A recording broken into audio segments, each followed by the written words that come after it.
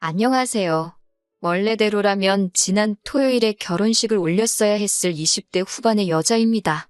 제가 눈치가 없었던 건지 이미 예비시모가 저한테 우리 집 시월드다 하고 대놓고 광고를 하며 저한테 힌트를 주고 있었는데 제가 결혼 준비하면서 너무 들떠 있어서 그랬는지 저만 모르고 있었네요. 지난 추석에 있던 어이없는 일로 결혼식 한 달 앞두고 뒤집어 엎어버린 제 이야기를 해보도록 하겠습니다. 결혼을 약속까지 했던 남자친구와의 인연은 2년 전으로 거슬러 올라갑니다. 남자친구는 회사에서 알게 되었습니다. 일반적인 사내 커플은 아니었어요. 남자친구는 제가 다니던 회사와 협력사 관계에 있는 회사를 다니는 사람이었고 그 회사에서 프로젝트를 위해 파견 나온 직원이었거든요. 회사 다닐 때는 일 때문에 의견이 도무지 좁혀지지가 않아서 투닥거리기도 많이 했어요. 회사에서는 저희를 앙숙지간이라고 할 정도로 안 좋았는데 파견이 끝나고 남자친구가 자기 회사로 돌아간 뒤부터 아직도 출근하면 사무실에 제가 있을 것 같다며 그때가 그립다는 듯이 연락이 오기 시작했고 그때부터 서로 인연을 키워나가게 되어 연인이 되었습니다. 저도 그렇고 남자친구도 결혼할 나이쯤이다 보니 누가 먼저랄 것도 없이 자연스럽게 결혼 이야기가 오고 가게 되었고요. 남자친구는 연애를 시작한 이후로 데이트 후에는 저를 항상 집까지 바래다 줬어요. 똑같이 힘들게 출퇴근하는 처지에 피곤할 텐데 괜찮다고 사양해도 혹시 모를 사태에 대비해 저를 챙겨주는 모습이 참 좋았습니다. 저를 집까지 바래다 주면서 자연스럽게 저희 부모님도 제 남자친구의 존재를 알게 되었고 덕분에 연애 시작한 지 얼마 되지 않아서부터 본인이 원했든 안 했든 저희 부모님께 인사도 드리게 되었고 그 후로도 종종 교류가 있었어요. 가진 것도 이유가 될 수는 있지만 사람 됨됨이보다 중요한 게 또 있겠냐고 하시며 매일같이 정반대 방향인데도 저를 집까지 바래다주는 남자친구의 배려에 저희 부모님께서도 남자친구를 마음에 들어 하셨습니다.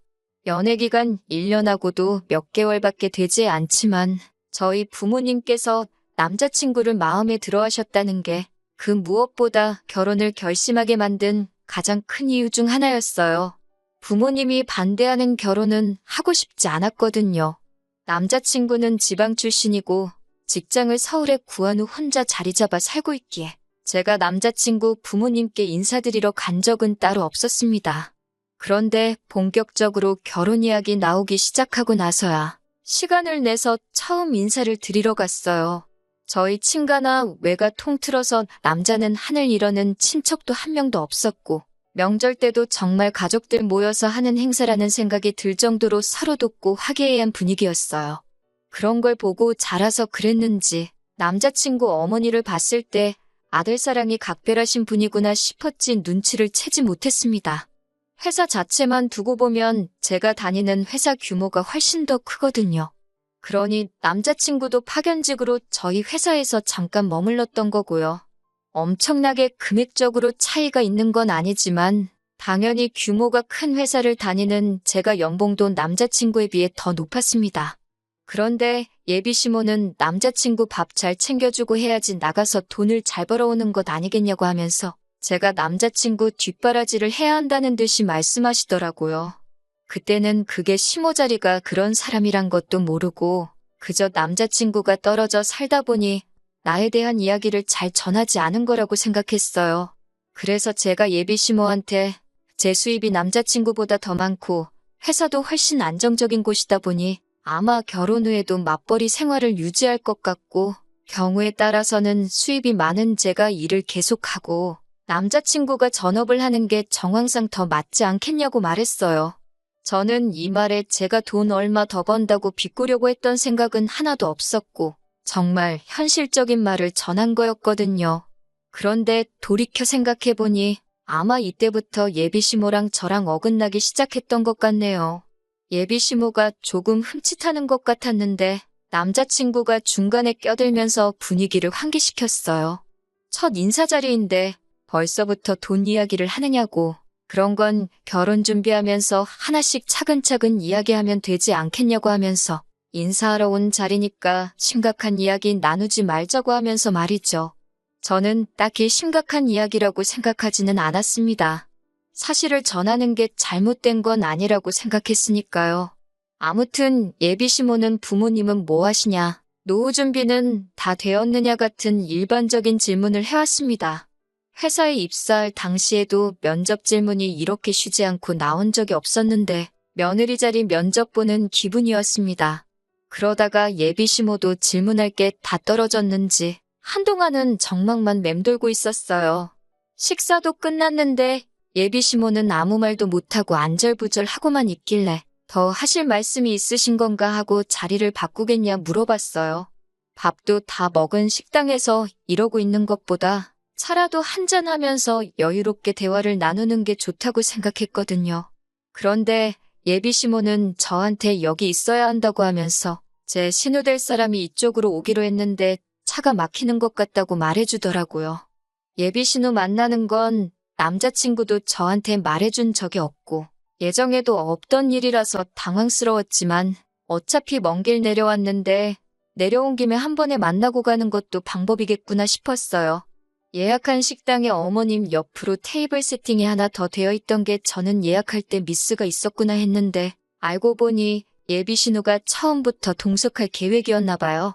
저희가 자리를 바꿔버리면 신우가 헤매게 될 테니 신우가 올 때까지 기다려야 한다는 겁니다. 솔직히 좀 어이는 없었어요. 그래도 결혼하면 한 가족이 될 사람인데 약속 시간 하나 제대로 못 지켜서 늦는다는 게 말이 안 된다고 생각했습니다. 5분, 10분 늦는 거면 차가 막혔다는 핑계가 먹히겠는데 식사가 다 끝날 때까지 안 나타난다는 건 차가 막히는 게 아니라 진짜 무슨 큰일이 있거나 아니면 애초부터 약속 시간을 중요하게 생각하지 않는 사람인 거잖아요. 식당에서도 다 먹었는데 자리를 안 비키고 있으니 괜히 와서 테이블을 치워주겠다, 테이블 한번 닦겠다 하면서 빨리 좀 가라는 듯이 눈치를 주더라고요. 그렇게 기다리고 있으니 예비 신우가 드디어 식당 안으로 들어왔습니다. 늦었다고 허둥대는 것도 없이 아주 문 열고 들어와서도 두리번거리다가 천천히 걸어오더라고요. 공들여한 것 같은 화장만큼 머리도 한껏 손질되어 있었고 선글라스 쓰고 옷도 쫙 빼입은 게 저를 처음 본다고 멋을 부리고 온 건지 아니면 평소에도 저렇게 멋을 부리고 다니는 사람인지는 모르겠지만 저렇게 쫙 빼입고 준비할 시간에 그냥 출발했으면 밥도 같이 먹고 식당에서 우리가 눈칫밥 먹을 일도 없겠다 싶었습니다. 예비 신우가 자기소개를 하는데 이름만 들어도 알만한 국내 대기업을 다니고 있더라고요. 그제서야 제가 오해를 했구나 하는 생각이 들었습니다. 예비 신우도 남자친구처럼 혼자 독립해 나와 따로 살고 있는데 저 때문에 일부러 쉬는 날에 먼 길 온 거였는데 진짜로 차가 막혀서 늦은 건데 제가 오해했구나 생각했어요. 그래서 예비 신우한테 수원에서 여기까지 운전해서 오시느라 힘드셨겠다고 했어요. 그런데 예비 신우가 수원? 웬 갑자기 수원 타령이래? 이러면서 자기는 여기 근처에서 살고 있다고 말을 하더라고요. 그러고는 앞뒤 다 잘라먹고 저한테 월급 관리는 어떻게 하고 있냐고 묻더라고요. 자기한테 재무설계 좀 받아보라고요. 보험하시는 분들이 나쁘다고 하는 말은 아니지만 자리가 결혼을 앞두고 처음 시어머니 될 분에게 인사드리러 온 자리였던 만큼 경우라는 게 있는데 조금 그렇더라고요. 약속에도 없던 예비 신우가 이 자리까지 굳이 참석한 이유가 저한테 궁금한 게 있던 것도 아니고 인사를 하러 온 것도 아니라 단지 저한테 재무설계를 해준답시고 생명보험 가입을 권유하러 나왔다는 게 믿기지가 않았습니다. 대기업 다닌다고 한 자기소개 또한 그 회사를 달리 다니고 있던 게 아니었네요. 제가 아무리 눈치가 없어도 예비 신우 행동은 누가 봐도 무례한 행동이었습니다. 가입할 생각도 없었고 더 이야기 들을 가치도 없다고 생각해서 그 자리에서 딱 예비 신우의 말을 잘랐어요. 저는 재무설계 받을 생각도 없고 당장 보험도 들고 싶은 게 없으니 그만 말하셔도 될 것 같다고, 그쪽 일을 하시는 것 같으니 나중에라도 제가 도움이 필요한 일이 생기면 그때 연락을 드리겠다 하고 딱 잘라버렸죠. 남자친구 차 타고 서울로 돌아가는 길에 남자친구도 누나가 오는 건 자기도 몰랐다고 잡아떼더라고요. 온다는 말에 설마 했는데 진짜로 거기까지 와서 저한테 보험을 팔려고 할 줄은 몰랐다고 슬쩍 신우의 행동을 비난하면서 사과를 하는데 다른 사람도 아니고 자기 누나가 그 자리에 오는 걸 몰랐다고 하는 말이 조금 의아하긴 했습니다. 예비 시모가 그랬던 건 솔직히 아들 가진 부모님들, 특히 어머니가 아들 사랑 끔찍하다는 건 알고 있으니까 그러려니 했고, 사실 그땐 예비 시모 행동에 악의가 담겨 있을 거라고는 상상도 못했거든요. 며느리 될 사람 처음 만나는 자리부터 잡들이를 하려고 나오는 사람이 세상에 어디 있겠어요? 아무튼 여차저차 그렇게 첫 만남이 끝나고 나서 시간은 흘러갔죠.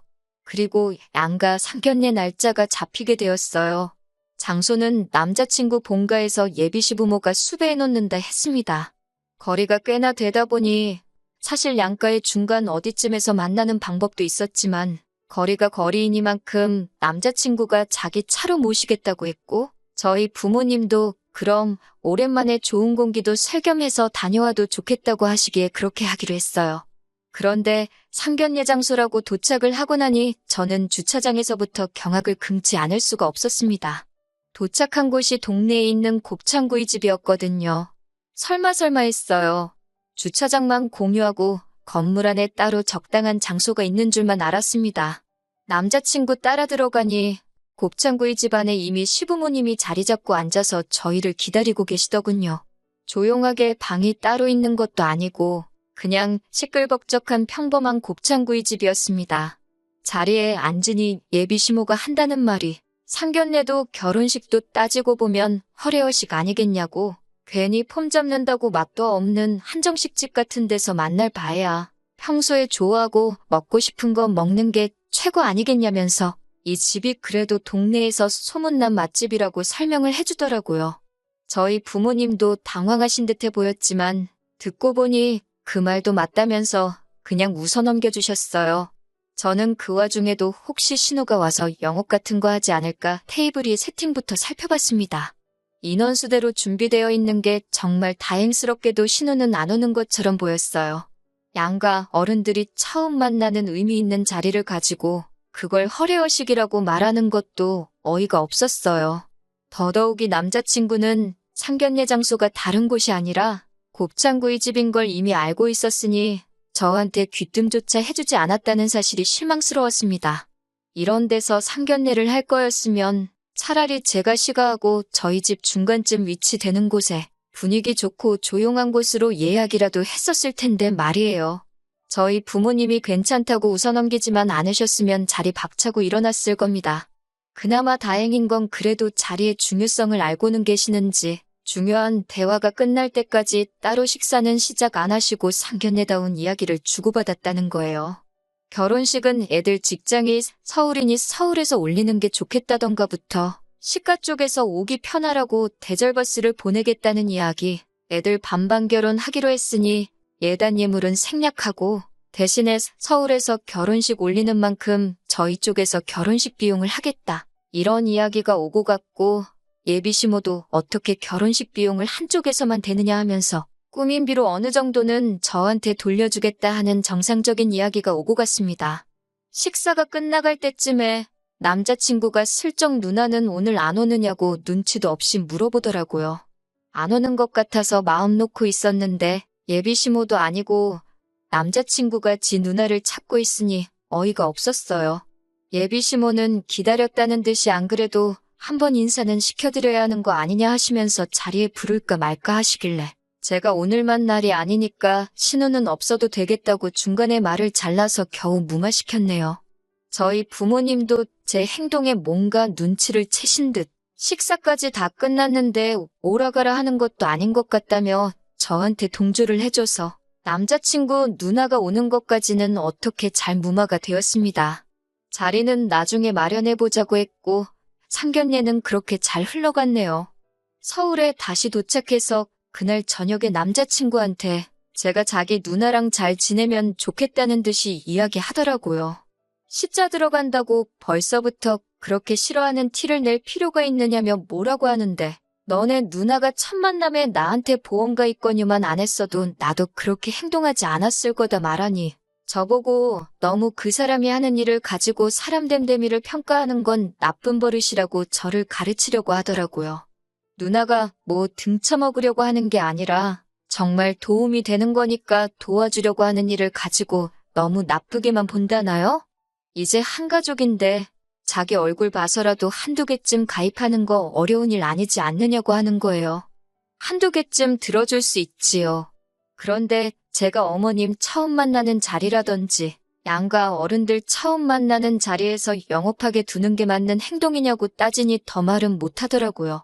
나중에 따로 자리를 만들자고 했으니 그때 이야기하는 게 좋겠고, 솔직히 가족이 된다는 이유로 필요도 없는 거 가입하라고 강요하는 거 저는 원치 않는다고 다시 강조를 했더니 기분이 나쁘다는 듯이 툴툴대면서 누나 이야기는 이제 그만하자고 알아서 대화를 잘라주더라고요. 상견례 이후로 별다른 일도 없었고 결혼 준비도 다 마무리가 되었습니다. 그리고 정말 결혼식만 앞두고 있었어요.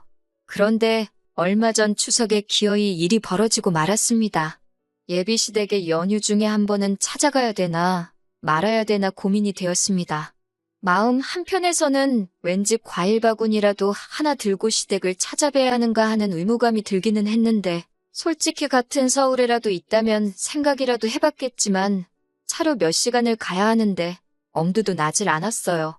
게다가 어떻게 보면 결혼하기 전 맞게 된 마지막 명절인데 막내딸로 부모님 앞에 어리광 부릴 수 있는 마지막 기회인 것 같아 그냥 이번 추석에는 집에서 가족들과 함께 보내며 쉬어야겠다는 생각을 하고 있었습니다.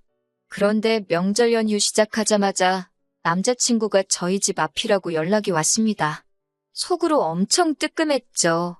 이미 연휴 시작 전부터 어떻게든 안 갈 궁리를 하고 있었는데 생각도 못한 남자친구가 이렇게 찾아왔으니까요. 그래서 집에서 편하게 있고 있던 상태로 나가서 남자친구를 마중 나갔는데 남자친구가 놀라면서 저한테 복장이 그게 뭐냐고 뭐라고 하더라고요. 집에서 있는데 뭐 차려입고 있어야 되냐고 했더니 그 옷 입고 지금 자기 부모님한테 갈 거냐고 물어보는 겁니다. 남자친구는 명절이라고 우리 집에 인사드리러 온 게 아니었던 거예요. 저를 예비시가에 데려가려고 찾아온 거였던 거죠. 사전에 저한테 미리 물어보지도 않고 지 멋대로 지금 뭐 하는 거냐고 한마디 했더니 명절인데 며느리가 당연히 가야 되는 거 아니냐고 하더군요. 아직 결혼식에 한 달이나 남았는데 왜 내가 벌써부터 며느리냐고 한마디 했습니다. 솔직히 찾아뵙는 거 어려운 일도 아니고 제 스스로 찾아뵐 생각도 갖고 있었는데 저렇게 나오니까 정말 더더욱 가야 할 이유를 못 느끼겠더라고요. 그런데 남자친구가 오히려 저한테 큰 소리를 치는 겁니다. 저보고 웃긴다고 하네요. 며느리도 생겼고 추석이기도 해서 시가 친척들이 다 시댁으로 향하고 있는데 주인공인 제가 빠지면 어떡하냐는 거예요.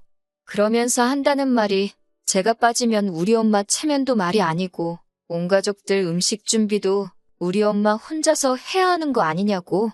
벌써부터 시댁 행사 빠질 생각 하지 말고 시간 줄 테니 저보고 빨리 준비하고 나오라는 겁니다. 그 말을 들으니 상견례 날 저보고 신혼 무시하지 말라고 했던 말부터 지금 막무가내로 제가 오히려 예비시모 일 시키려고 일부러 저런다는 듯이 말하는 것까지 여태껏 결혼 날짜 잡기 위해서 남자친구가 그동안 제 눈치 보면서 편들어주는 척을 한 거지. 무슨 일에 있어서건 저보다 자기 가족을 먼저 챙길 사람이라는 생각이 들더라고요. 그래서 내가 왜 벌써부터 너네 집 며느리냐고 너네 가족 음식은 너가 가서 챙기라고 한마디 했어요. 아직 결혼식도 안 올렸는데 벌써부터 며느리 식모노릇 하는 거 강요하는 거 보면 안 봐도 답이 나온다고 결혼도 다시 생각해봐야겠다고 하고 뒤도 안 돌아보고 집으로 돌아왔습니다. 저희 부모님 눈치는 보는 건지 따라 들어오지는 못하고 제 전화기에 불이 나도록 전화를 하더군요. 마지못해 전화를 받으니 쩔쩔매면서 자기 본심이 아니라며 미안하다고 사과를 하더라고요. 본심이 아니면 뭔데 이러냐고 물으니 예비시모가 저를 처음 봤을 때부터 아주 고집도 세 보이고 신우가 제 생각해서 물어본 걸 가지고 말도 끝까지 안 들어보고 딱 잘라서 말하는 꼴이 아주 시가족 알기를 우습게 안다면서 저 같은 애는 결혼하기 전에 버릇을 제대로 들여놔야 한다고 했다는 겁니다. 아주 제 기를 죽여놓고 확 잡아놔야지 앞으로 결혼하면 자기가 편하다고 했다는 거예요. 그런 걸 시키는 예비시모도 그리고 그걸 또 시킨다고 실행에 옮기고 있는 남자친구도 어이가 없고 정이 떨어지더라고요. 그리고 그걸 지금 제 마음 돌려놓겠다고 사과랍시고 하고 있는 꼴을 보니 더 길게 생각할 것도 없더라고요. 내가 뭐 짐승도 아니고 길을 들여서까지 가족의 일원으로 삼으려고 하냐고. 결혼 전부터 이러는데 결혼하면 어떻게 될지 눈에 선하다고 그냥 결혼은 없던 일로 하자고 했습니다. 그때 돼서 이혼하는 거보다 파혼하는 게 너한테도 나한테도 좋지 않겠냐고. 예약해 놓은 건 취소 수수료 제외하고 돈 들어간 만큼 정확히 갈라서 돌려줄 테니 그 부분에 대해서는 걱정 말라고 했습니다. 그리고 너네 가족들 진짜 별로라고 한마디 해줬어요. 제 옆에서 전화통화를 다 들은 어머니께서도 잘 결심했다고 하시더라고요. 사실 상견례 자리 그런데 예약해놨을 때부터 눈치는 채고 있었는데 제가 좋다고 하는 결혼이니 반대하고 싶지 않아 어머니도 제 얼굴 봐서 참았지만 이건 아닌 것 같다고 생각을 하고 계셨다고 하셨어요.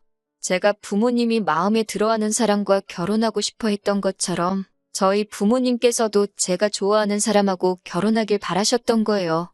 그래서 마음에 안 드는 상황이라도 저한테 긴 말 안 하고 제 선택을 존중하려 하셨던 거였고요. 100번 양보해서라도 사건의 전말이 다 드러난 상황에 예비시모가 진심 어린 사과 한마디만 했어도 제가 마음을 돌릴 법도 했는데 나중에 연락 와서 한다는 말이 친척들 다 모여있는데 자기 체면이 어떻게 되느냐면서 저한테 성질을 냈을 때 정말 결혼식 한 달 남겨놓고 좋은 결정 내렸다는 확신이 서더라고요. 적어도 남자친구는 아직도 저한테 정말 잘하겠다고 미안하다고 잊을만 하면 한 번씩 연락이 옵니다. 자기 생각에도 자기가 저 같은 사람 2번 다시 못 만날 거라는 확신이 있는가 봐요. 하지만 이제 열차는 떠났습니다. 부모님의 마음도 확실히 알았으니 이제는 저를 위해 저만을 아껴줄 그런 사람을 만나려고요.